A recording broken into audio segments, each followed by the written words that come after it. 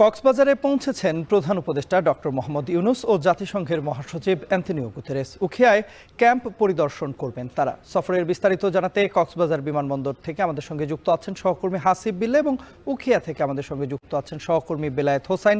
প্রথমেই যাচ্ছি হাসিবের কাছে। হাসিব, কক্সবাজারে এখন কি কর্মসূচি চলছে, বিস্তারিত জানাবেন আমাদের।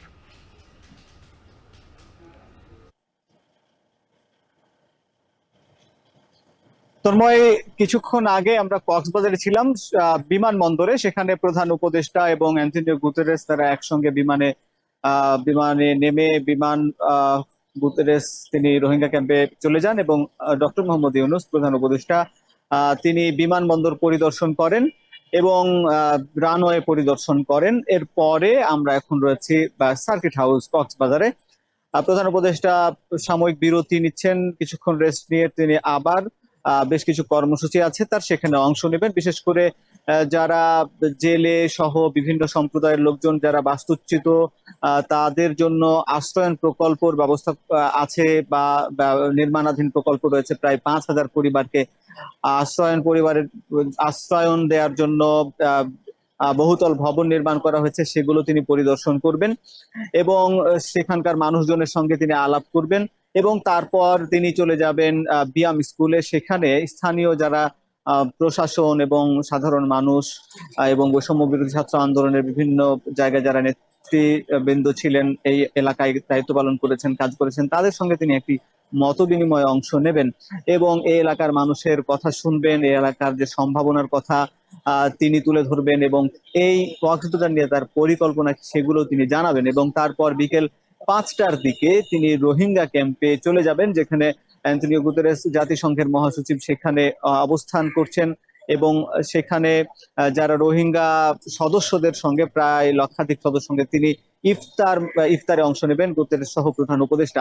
আপনাকে জানিয়ে রাখি তন্ময়, প্রধান উপদেষ্টা কিছুক্ষণ আগে যে কর্মসূচি হয়েছে, যে বাংলাদেশের সবচেয়ে দীর্ঘ রানওয়ে কক্সবাজার রানওয়ে বিমানবন্দরের, এটি 10,700 ফুট লম্বা বা দৈর্ঘ্যের এই দীর্ঘ রানওয়ে তিনি পরিদর্শন করেছেন এবং দ্রুততম সময়ের মধ্যে যেন কাজ শেষ করা যায় সে ব্যাপারে তিনি নির্দেশ দিয়েছেন।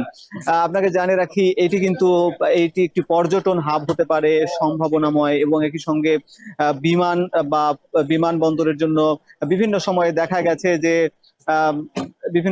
গেছে হংকং, ইন্দোনেশিয়া, থাইল্যান্ড সহ বিভিন্ন জায়গায় যখন বা দুবাই বর্তমানে যেসব বিমানবন্দর রয়েছে, এই বিমানবন্দরগুলোতে রানওয়েতে সেখানে বিশ্বের বড় বড় বিমানগুলো সেখানে অবতরণ করে, কিন্তু বাংলাদেশের উপর দিয়ে বা বাংলাদেশের পাশ দিয়ে বঙ্গোপসাগরের উপর দিয়ে যেসব বিমান যায় প্রাচ্য থেকে পাশ্চাত্যে, সেই বিমানগুলো সেখানে অবতরণের সুযোগ পায় না। বাংলাদেশে এই যে কক্সবাজারে যদি এই বিমানবন্দরটি পুরোপুরি চালু হয় এবং যদি চালু হয়ে যায় তাহলে কিন্তু এই বিমানবন্দর একটি এভিয়েশন হাব তৈরি হবে এবং বাংলাদেশের জন্য অপার একটি সম্ভাবনাময় একটি খবর বাংলাদেশের জন্য। এটি তিনি পরিদর্শন করেছেন। এই ছিল মোটামুটি এই কক্সবাজার শহরে প্রধান উপদেষ্টার কর্মসূচির সবশেষ খবর। তন্ময়, এ পর্যায়ে আমরা যেতে চাই সহকর্মী বেলায়েতের কাছে। বেলায়েত, জানাবেন যে প্রধান উপদেষ্টা এবং জাতিসংঘ মহাসচিব তৈরি মধ্যে কক্সবাজারে পৌঁছেছেন। আপনার কাছে জানতে চাই দুজনের কর্মসূচির বিস্তারিত।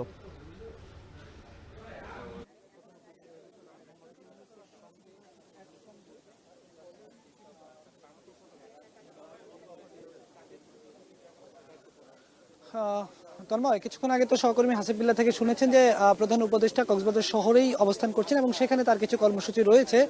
আর জাতিসংঘের মহাসচিব কিন্তু অনেক আগেই কক্সবাজার শহর থেকে উখিয়ার উদ্দেশ্যে রওনা দিয়েছেন। আমরা ধারণা করছি 2 থেকে 3 মিনিটের মধ্যে তিনি ঠিক এই জায়গাটিতে চলে আসবেন। এখানে এসে তিনি তার প্রথম কর্মসূচি শুরু করবেন এবং প্রথমেই তিনি এখানে ফেন্সি লার্নিং সেন্টার নামে একটি শিক্ষা কেন্দ্রে তিনি একটি কর্মসূচিতে অংশ নেবেন। এরপরে তিনি এখানকার একটি কালচারাল সেন্টারে যাবেন। তারপরে তার আরও বেশ কিছু কর্মসূচি রয়েছে। আমরা এই মুহূর্তে দেখতে পাচ্ছি জাতিসংঘের মহাসচিবের আগমনকে ঘিরে এখানে একেবারেই নিশ্ছিদ্র যে নিরাপত্তা ব্যবস্থা বলা যায় সেটি বলবৎ রয়েছে। সকাল থেকেই নানাভাবে এখানে নিরাপত্তার চাদরে এই কক্সবাজারের উখিয়ার 18 নম্বর ক্যাম্পটি ঢেকে দেওয়া হয়েছে এবং এখানে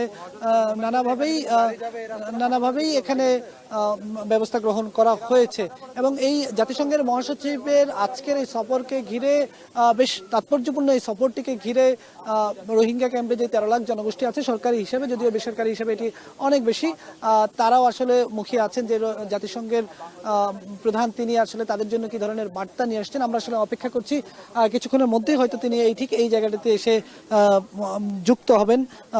জাতিসংঘের মহাসচিবের এই সফরটিকে মোটা দাগে আমরা যে কয়েকটি বিষয়ে এখানে আসলে গুরুত্বের সঙ্গে স্থান পাবে, সবচেয়ে বেশি সরকারের পক্ষ থেকে যে বিষয়টি গুরুত্ব দেওয়া হচ্ছে যে আসলে যত দ্রুত সম্ভব এই রোহিঙ্গাদেরকে পুনর্বাসনের প্রত্যাবাসনের ব্যবস্থা করা, তাদের স্বদেশে ফিরিয়ে নেওয়ার ক্ষেত্রে জাতিসংঘের পক্ষ থেকে কার্যকর ব্যবস্থা নেওয়া। এই দুতিয়ালিটি করে আসছে অনেক বছর ধরেই বাংলাদেশ আসলে এই চেষ্টাটিতে বারবারই বাংলাদেশ এই সফল হতে পারেনি।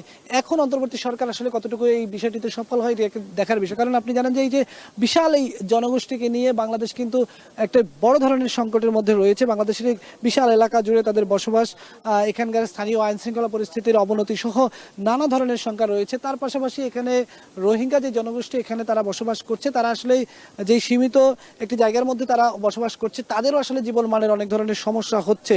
বিশেষ করে এখানে রোহিঙ্গা জনগোষ্ঠী আসলে জন্মগত দিক থেকে ক্রমাগতভাবেই কিন্তু এই জনগোষ্ঠীর সংখ্যা এখানে বেড়েই চলছে।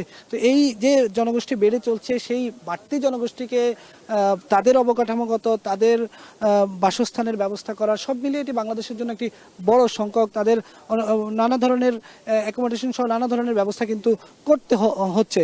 এর পাশাপাশি এখানে একটি বড় বিষয় সেটি হচ্ছে যে এই রোহিঙ্গাদের জাতিসংঘের পক্ষ থেকে যে সহায়তাগুলো আসে, আপনি জানেন যে আসলে এখন পর্যন্ত যে সহায়তাটি বলবৎ রয়েছে যে শুধুমাত্র তাদের যে বিশ্ব খাদ্য কর্মসূচির আওতায় প্রতি রোহিঙ্গার মাথাপিছু এখানে $12.5 করে দেওয়া হয় প্রত্যেক মাসে এক একজন রোহিঙ্গাকে।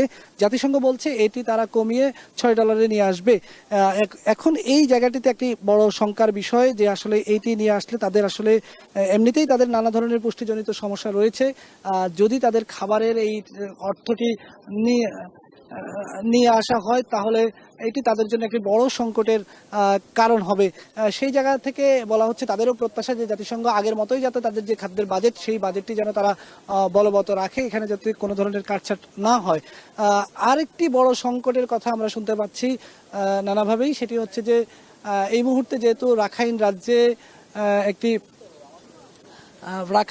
একটি গৃহযুদ্ধ চলমান রয়েছে, সেখানে চরমভাবে মানবিক বিপর্যয় ঘটছে। সেই মানবিক বিপর্যয়ের কারণে আরও রোহিঙ্গা ছাড়াও রাখাইনের আরও জনগোষ্ঠী সীমান্ত অতিক্রম করতে পারে, এই ধরনের একটি সম্ভাবনা রয়েছে। বা সেখানে খাদ্য সহায়তা পাঠানোর ক্ষেত্রে জাতিসংঘ বেশ সমস্যার মুখোমুখি হচ্ছে। সেটি বাংলাদেশের মাধ্যমে কিভাবে করা যায় সেই আলোচনাটি কিন্তু রয়েছে। তো এই সার্বিক বিষয়গুলো নিয়ে আজকে জাতিসংঘের মহাসচিব এখানে আসবেন, কথা বলবেন, কি বার্তা দিয়ে যাচ্ছেন তিনি বাংলাদেশকে, সেটিও একটি দেখার বিষয়।